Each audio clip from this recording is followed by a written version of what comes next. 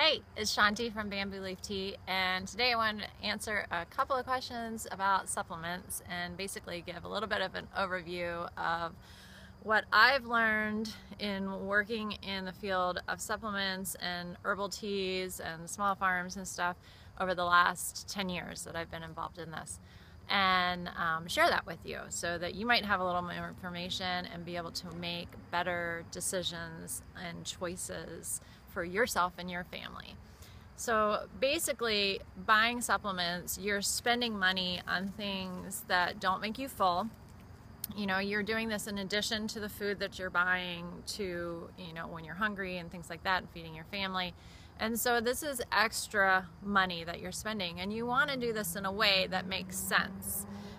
And part of my frustration with this is seeing things, and part of it is just my learning experience and my journey of what I've learned in doing this is, buying supplements that are like $3, $6, $10 even, and then also seeing supplements that are like $29 or $85, and they're junk. There's nothing in them. They're all fillers. They're just a lot of marketing. And people are being sold this. You guys are being sold this. I'm being sold this. And it's a scam. And unfortunately, this industry of supplements, medicinals, alternative medicines, things like that, there's a lot of that going on. And so you really have to watch what you're doing. So here's a couple of things that I wanted just to think about when you're purchasing and making your choices on these things. One is, where is it being grown and how is it being grown?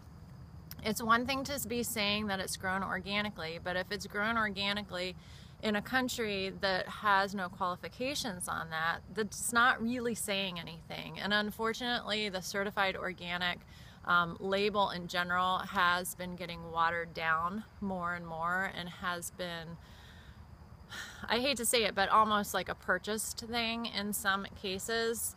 And so in a lot of ways, you're better off, really going to a person that is growing it, or a person that you trust who knows the person who's growing it.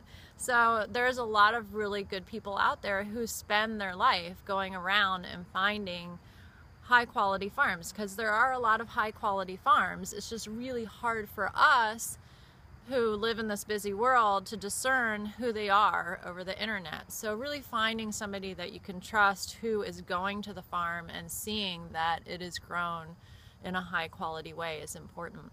And where it's grown is really important too. Is there environmental pollution? Is there water pollution? What are the plants being fed? What are they eating? What kind of soil are they in? All of these things have to do with the quality of the supplement and the tea or whatever it is that you're purchasing that you're going to consume. And it has a lot to do with the medicinal qualities of it. Just for reference point, I did testing on my own bamboo tea, and it came out at 350 milligrams per cup, because it's water soluble, of tea. And I see that number everywhere all over the internet. Now, I can tell you that's one specific species grown in one specific location. There is no possible way that that number is true for every single thing. I mean, it may be more in some cases, and it may be far less in some cases. I don't know, because I haven't paid for the testing. But in those kind of things, you're seeing these numbers just copy and pasted everywhere. And it's hard for us to know that that's not factual information, that people are just cutting and pasting, because a bamboo grown here is not the same thing as a bamboo grown somewhere else. Or a cacao plant grown in Costa Rica is not the same thing as a cacao plant grown in the Ivory Coast. So these kind of things, they're hard for us to discern, but it's not the same. There are 2,500 different species of bamboos. If you made tea from each one of them, I guarantee they would be completely different. So these are kind of things that you need to think about when you're purchasing them.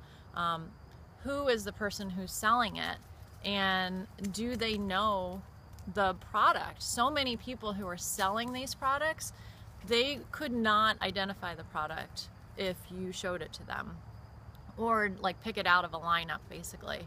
And it's a lot. It is really hard, especially when you grind it up and put it into a capsule. I mean, because you could grind anything up and to put it into a capsule, and this has happened. I mean, this was the problem, like a year ago at GNC with and Target up in New Jersey and New York, where they were putting potato and radish into the generic capsules. Not GNC personally, but the companies that they were purchasing them from, which are probably all from China, and being sold as herbal supplements, and there weren't any of the herbs in them.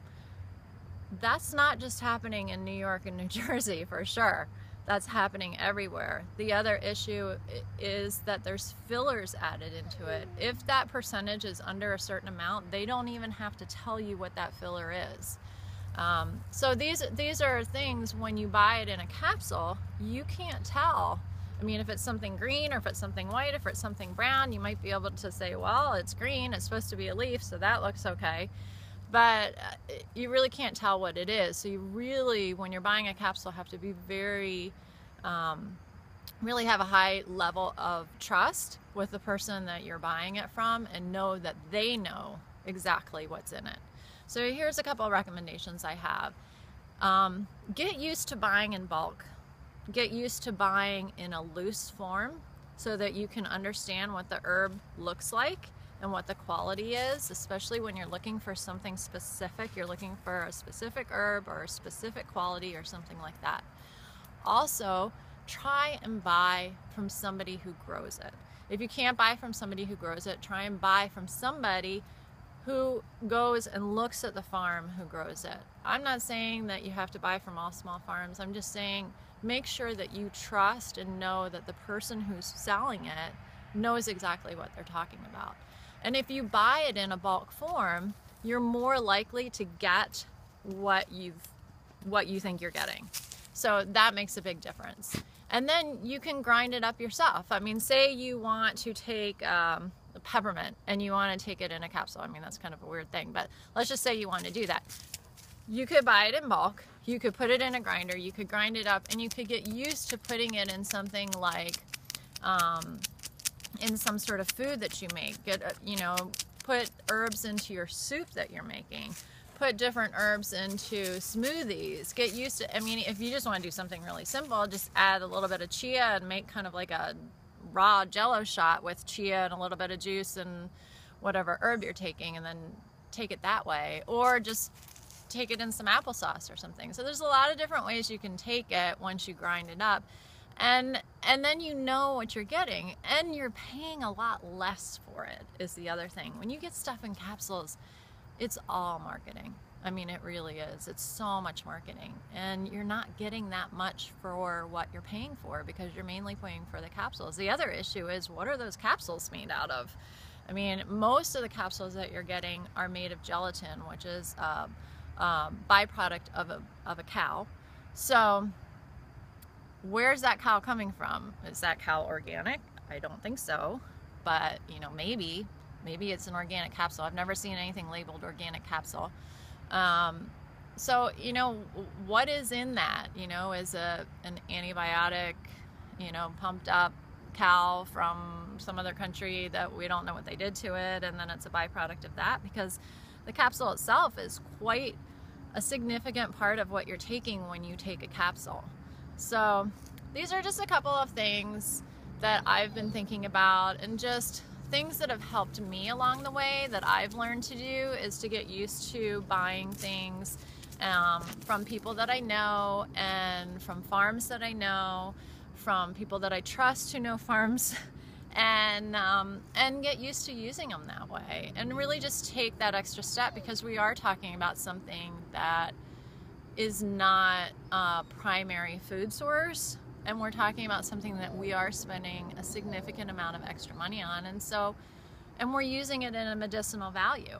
So we want these things to be at a medicinal grade, and it's just a couple tricks to get used to doing. So I hope this helps, and I will talk to you soon. Have a great day.